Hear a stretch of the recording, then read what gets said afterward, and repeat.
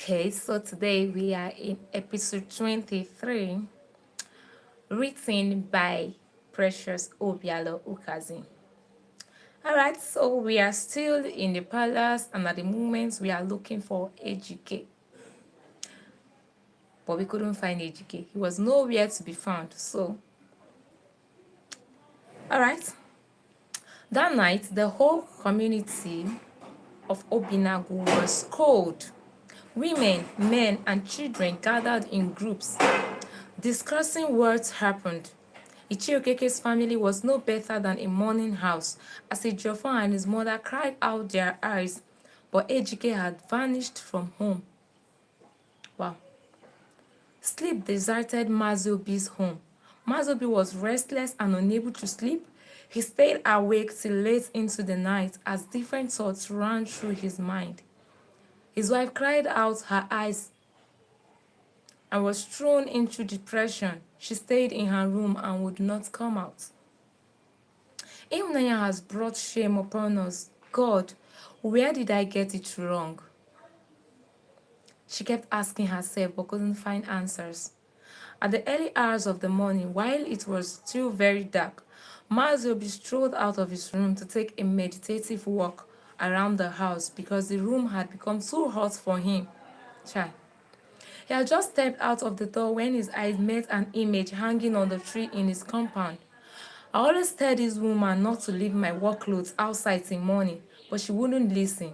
He murmured to himself, but suddenly remembered that he and his family had even been banished from the land, and they had before daybreak to leave Obinagu, and he sighed sadly.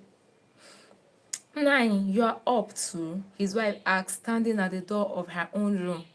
Yes, I couldn't sleep. I'm feeling very restless, he replied. Me too, Nine.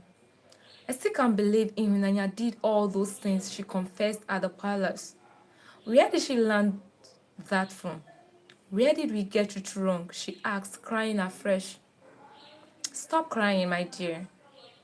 Just pull yourself together. We need to start packing our things to leave before the day breaks. Her husband comforted her, and she was about to go back to her room to pack her things when she also sighted the same image her husband had seen earlier. Nine, why is that image hanging there? She asked. It's my farm clothes. I told you not to always leave my farm clothes outside, but you always leave them outside. Mazobi was still talking when his wife interrupted. But I took your work clothes inside, I'm sure of that.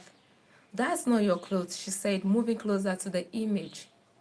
Ah, ah, whoa, I am finished. I am finished, oh. Obidia wailed, throwing herself to the ground. What could be the matter? Are you thinking what I'm thinking? Okay. Ihunanya Shuku. She screamed so loud, and her husband ran to her, only to find Ihunanya hanging dead on the tree. Wow. Indeed, there's a way that seemed right unto a man, but the end hereof is destruction. God, wouldn't it have been better if you had left me childless than give me this evil for a child? Maziobi wailed like a woman, holding his chest as the next neighbors crowded his house. After all the evil she did, she still killed herself, leaving her aged parents in more pains.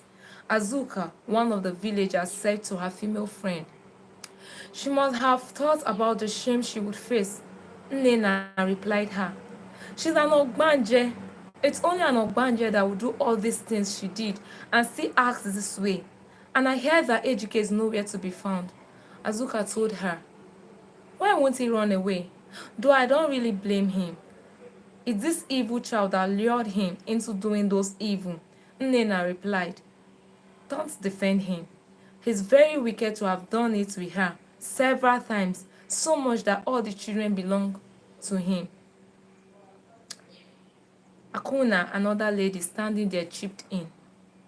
Well, it's true, but those children are so lovely. They look so much like Ejike, and I wonder why Ejiofor could trust human beings so much that he couldn't suspect a thing. Nena said. Ejiofor is just a good man and is very harmless at heart. He couldn't have ever imagined that his own blood brother, who he wanted the best for, and Ihunanya will ever do such evil to him.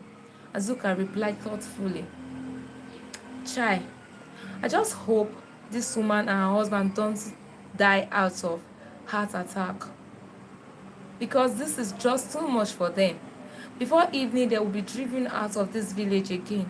I really feel for them, Azuka said, pitying them from where they were standing and watching everything.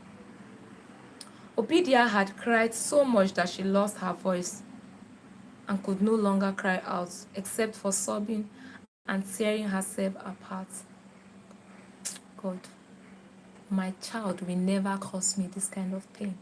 Never. God forbid this kind of evil child. God forbid it. It's not your portion. God forbid. We will continue. This is so saddening.